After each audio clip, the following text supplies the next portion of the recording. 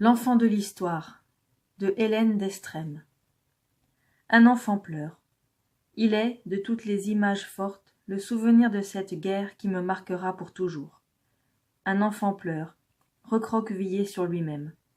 Par sa seule présence, il dénonce la lâcheté des hommes. Il est adossé contre la paroi lisse d'une maison. Autour de lui règne le chaos. Il pleure, et personne ne s'accroupit en face de lui. Personne pour lui proposer la protection dont il a besoin.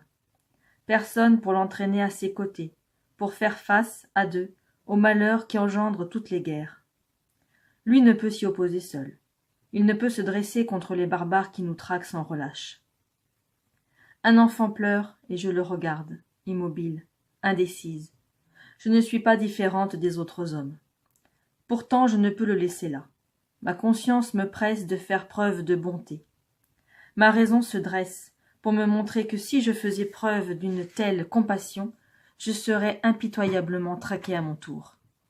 Il me faut l'aider pourtant, il me faut fuir. Je suis resté ici dans l'ombre trop longtemps. Cet enfant n'échappera pas à leur jugement. Il me faut l'aider pour fuir avec lui. Un enfant qui pleure. L'instant s'éternise et nous engloutit. Ses sanglots sont intarissables, son chagrin est immuable. Les hoquets de sa douleur sont ceux de la résignation. Il sait que seul il ne peut leur résister, alors il décide de tomber dignement. Son choix est noble, le bon choix si quelqu'un ne se sentait pas coupable, si quelqu'un ne se sentait pas dans l'obligation d'agir. Le bon choix, le seul, si je n'avais pas été là.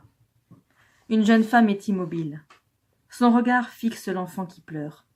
Debout dans l'ombre à quelques mètres de lui, entre deux maisons aux parois immaculées, elle aurait pu passer pour l'une des leurs, asservie, corrompue. L'enfant sait qu'elle est là. Aux abois, il sent sa présence. Il sent ce regard lourd qui pèse sur lui, mais il ne peut le balayer d'un geste. Il n'a plus le courage ni la force de se révolter. Se révolter, c'est à coup sûr mourir torturé. Il se dit qu'il préfère la sentence de mort que l'on inflige à ceux qui n'ont pas fait preuve de résistance. Il préfère être éjecté dans l'espace. Une mort rapide. Le meilleur choix, le seul choix encore possible. Cette femme est sans doute l'une des leurs. Elle pourrait faciliter les choses, précipiter les événements, l'emmener, le livrer, mais elle ne bouge pas. Une attente menaçante, épuisante, qui, étrangement, lui fait retenir son souffle. Aurait-il un espoir? Cette jeune femme debout, indécise, silencieuse, c'est moi. J'ai vu tant d'enfants au cours de cette guerre, des petits, perdus, cherchant quelqu'un d'introuvable, d'un regard alarmé. Des petits qu'une foule prise de panique peut écraser aisément. Des bouleversés, emportés par une houle massive et éperdue sous les coups de feu de l'ennemi, suivant le courant tant bien que mal. Des bouleversés que l'on peut aisément broyer. Des bébés abandonnés au coin d'une rue et qui dorment sans se soucier de tout le mal qui fait rage à quelque distance au-dessus d'eux. Des bébés ramassés par une vieille femme attendrie, laquelle, n'ayant pas eu assez de réflexes pour échapper à une salve meurtrière, les étouffera sous son corps anéanti. Des adolescents tels que moi, que la guerre a surpris, eux que le reste du monde n'intéresse pas.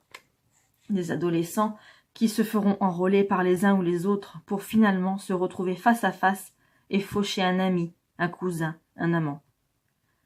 Les yeux de cette femme frémissent et se mettent à trop briller.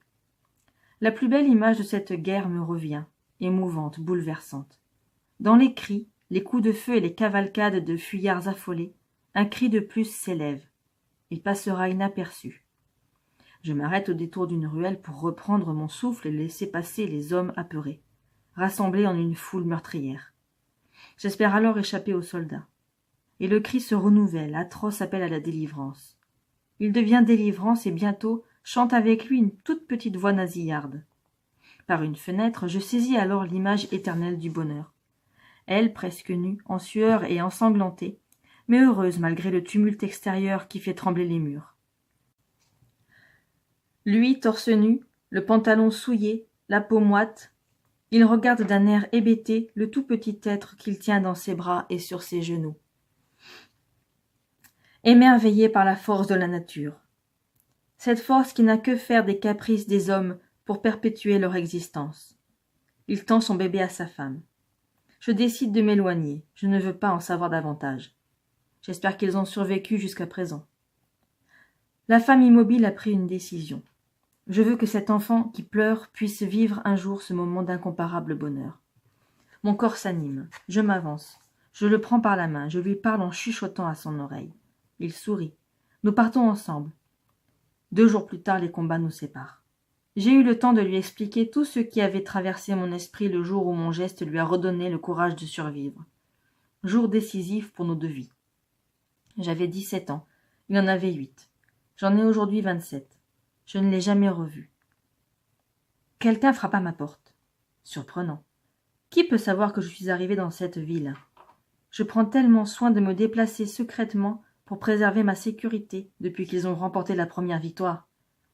Mais je me lève. Je prends le risque. Ce pourrait être un contact. Je vais ouvrir. Il est là! Il pleure encore, de joie cette fois. Il me tend son enfant.